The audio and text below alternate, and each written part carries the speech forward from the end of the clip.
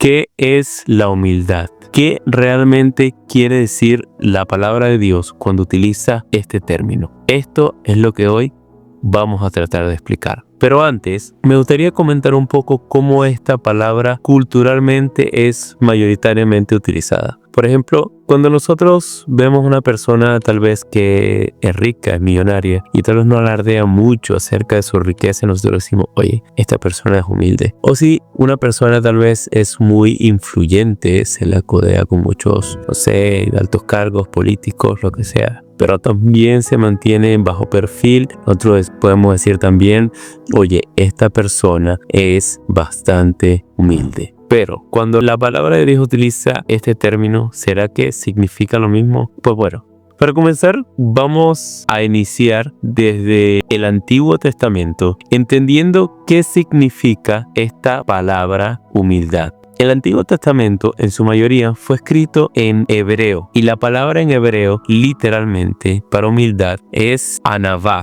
que viene de la raíz del verbo anach, que significa literalmente doblarse o inclinarse. Entonces, nosotros tenemos el anach, que es lo que haces, te inclinas. Tenemos el anaf, es lo que eres, una persona humilde. Y tenemos el anabach, que es lo que tienes. ¿Qué es lo que tienes?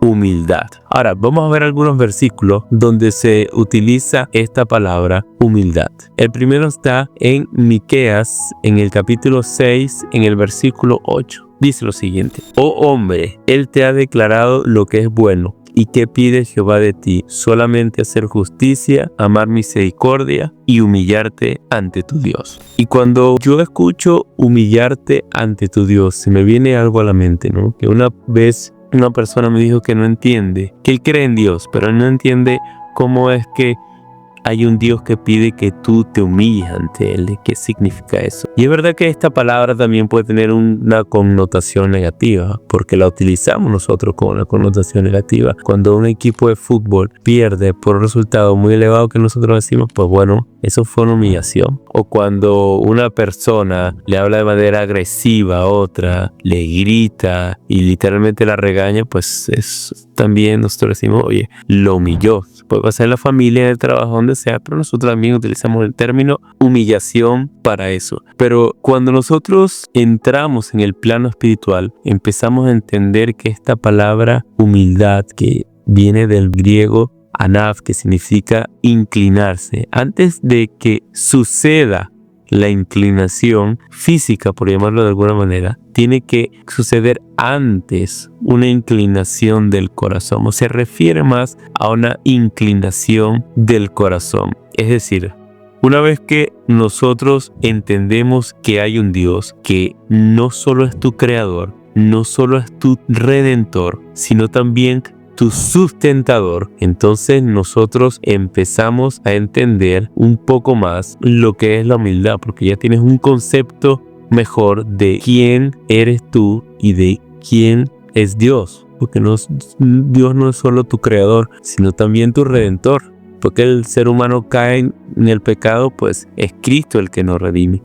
Pero no solo nos redime, sino también nos sustenta. Si no te has dado cuenta, el mundo cuelga sobre la nada.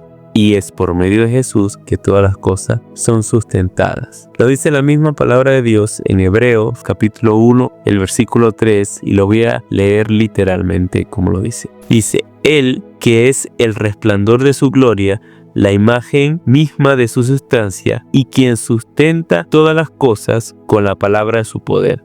Habiendo efectuado la purificación de nuestros pecados por medio de sí mismo, se sentó a la diestra de la majestad en las alturas, así que simplemente Él es quien nos sustenta y quien sustenta todas las cosas por la palabra de su poder. Jesús simplemente también es sustentador.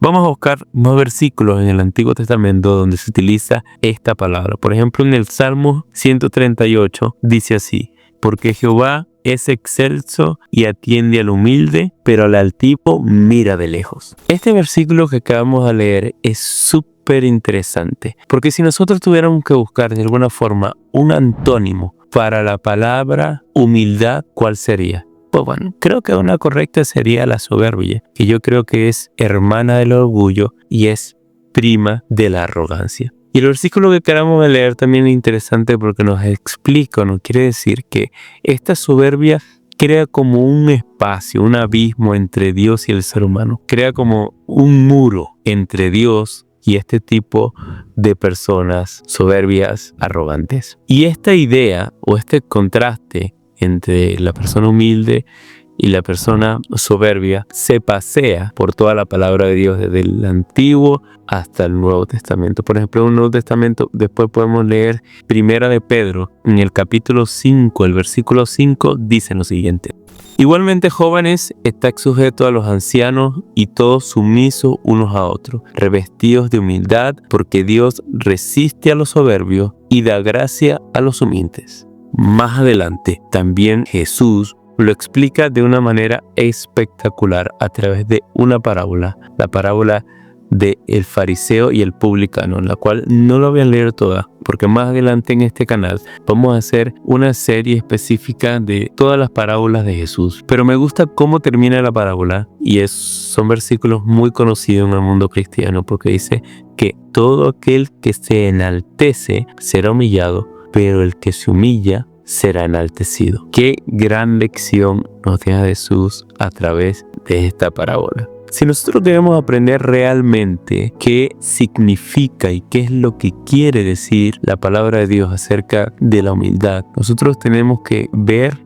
y aprender más acerca de Jesús. Vamos a ver, lo podríamos llamar 4 lecciones de acciones que hizo Jesús que reflejan su humildad.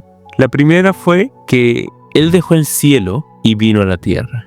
Ahora, ¿te puedes imaginar cómo es el cielo? Un sitio lleno de armonía, de paz, de bondad, de amor, de coherencia, de gozo, de alabanza, de entendimiento. Y vino a este mundo, que ni siquiera vale la pena que yo describa cómo está el mundo en estos momentos. Luego, la segunda cosa que hizo Jesús, que me encanta también, y es que Él era rico, era el Rey de Reyes, el Señor de Señores. Ángeles y millares de ángeles le servían porque Él era su creador, era el Hijo de Dios y ahora viene aquí a este mundo. O sea, cambió de estado. Siendo rico, pues se hizo pobre a nacer aquí en Nazaret, en una familia pobre, a vivir las carencias, para de alguna manera también identificarse con la necesidad humana y que nadie pueda decir en esta tierra: Dios no me entiende. Él decidió por sí mismo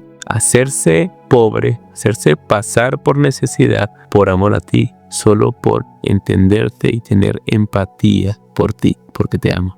Luego, la tercera cosa que hizo Jesús fue que cambió de naturaleza. Es decir, Él siendo Dios, Dios es espíritu, y teniendo su naturaleza divina, cuando vino a esta tierra, Jesús revistió su divinidad con la humanidad. O sea, ya no era 100% divino, sino que ahora es divino humano. Cuando Jesús asciende al cielo, Jesús asciende como una persona divina humana. Y los ángeles que estaban ahí le dijeron a los discípulos: oye, es que ven, el mismo Jesús, así como los ve irse, así va a venir. Es decir, la condición divino humana de Jesús se va a perpetuar por las eternidades. Hay más versículos bíblicos, con lo cual puedo confirmar lo que estoy diciendo, pero no es el momento para explicar. Luego, otra cosa que hizo Jesús interesante fue que